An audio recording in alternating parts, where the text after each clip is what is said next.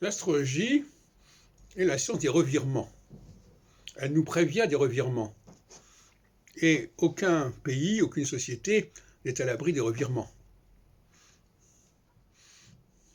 Quand la France, dans le rapport de la France avec l'Algérie, on a eu une succession de revirements. Tantôt c'était comme ceci, tantôt c'était comme cela. Tantôt on voulait absolument interdire une séparation, et ça c'est une phase équinoxiale. On ne veut pas qu'il y ait de clivage, que des coupures, même s'il y a une mer entre là. Voilà. C'est à ce moment-là que c'est la notion d'Algérie française, d'Afrique française, etc. Et d'autres moments, au contraire, on ne veut pas que certaines populations soient assimilées à la population de la métropole. Alors effectivement, c'est un peu un système de girouette. Il faut savoir de quelle direction le vent tourne. Mais c'est la triste, c'est la réalité. Enfin, la triste, c'est la réalité. Elle a sa raison d'être, d'ailleurs. Finalement, quand on y pense, ce n'est pas mauvais comme système. Parce qu'on ne s'ancre pas dans une position, on passe d'une position à une autre. Donc on envisage les deux côtés du problème. Et tantôt, on va mettre les projecteurs sur ce qui ressemble, et tantôt, on va mettre les projecteurs sur ce qui distingue.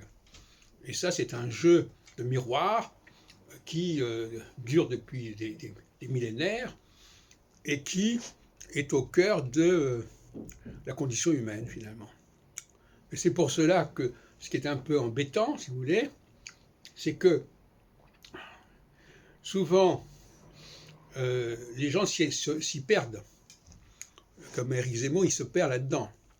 C'est-à-dire qu'il mélange le discours A et le discours B. Et il tient un discours hybride. Un discours du en même temps.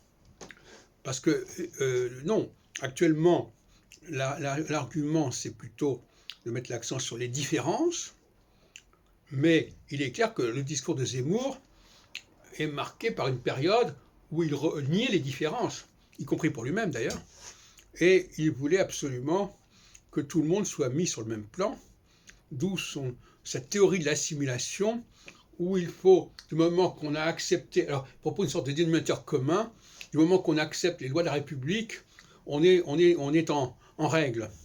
Hein, du moment qu'on ne fait pas de déclaration